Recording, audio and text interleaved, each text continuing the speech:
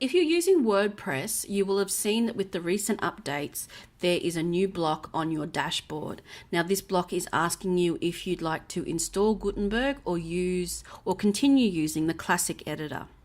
Today, I wanted to give you a bit of a run through of what Gutenberg is, because pretty soon you won't have the option. It will just be, this is how WordPress is.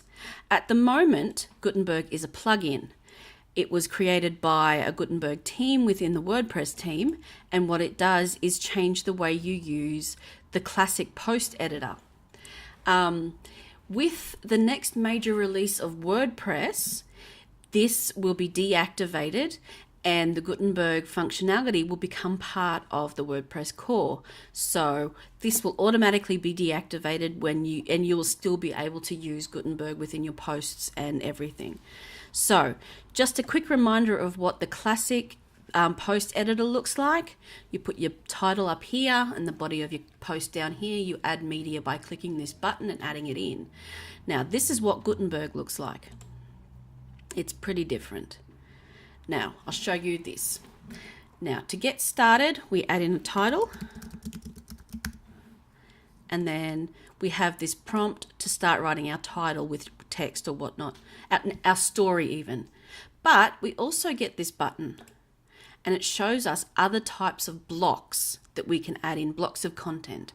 Now this could be an image, it could be text, it could be a new heading, it could be an audio file. You can even add in different embedded things like an Instagram post or Twitter or a YouTube video. Now, if you've been using a page builder like Beaver Builder, Divi, or Elementor, you'll be familiar with blocks. These are just your blocks of content, and you can control how the content within those blocks look with some different things like these over here. So what we're going to do is paste in some random Latin I picked up from Lipsum. And then we're going to do some editing. You can change the size. And this is something that I really love. You can add a drop cap.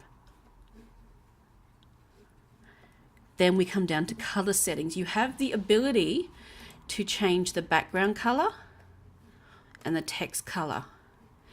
Now, to be honest, this is something that I'd steer away from, because if you ever change the theme of your site, if you ever decide that you want to update your branding and you want to change your colors, you are going to have to come in and change this on every single blog post.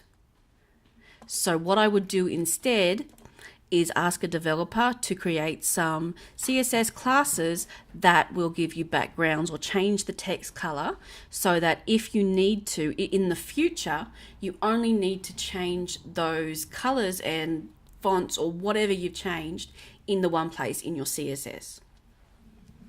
Now, the next thing I'm going to do is add in an image. Now I've uploaded some already to the media library, so I'm just going to go and grab one of those. But you know what? I've changed my mind. What I actually want to do is remove this block and add a cover image. Now, the difference between a standard image and a cover image is that with a standard image, it's just the image. But with a cover image, you can write text on the image. You've also see that it's a bit shaded. You can change the opacity over here to make it lighter or darker. And then we're going to add another block, some more text, and a header.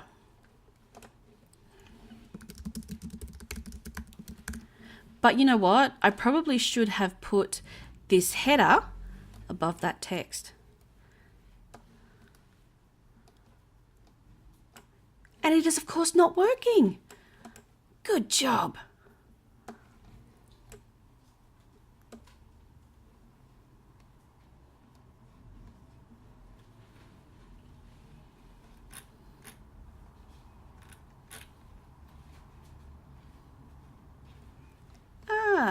There we go. See, eventually it worked. It could just be me. It could be a little bit buggy still because it's not, you know, it's still being worked on and whatnot. But like I said, it could just be me. So yes, you can change the location of your blocks, which is something that was a little bit harder to do in the classic editor. Now let's have a look at what that looks like as a live post.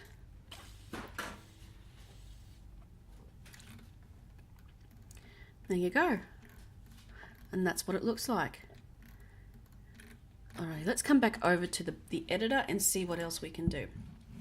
Now, over in the right side, you'll see that things are a little bit different too. This is the standard visibility, this up here.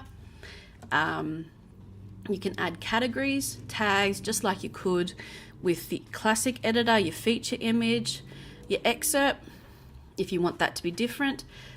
Do I want to allow comments and posts, comments and pingbacks? What template do I want to use? And so that's all pretty normal. Alrighty, so that is Gutenberg. Thank you for having a look at this with me today. I hope that's demystified it a bit and made it a little bit less frightening. If you have any questions, post them down in the comments and I'll get back to you about it. Bye.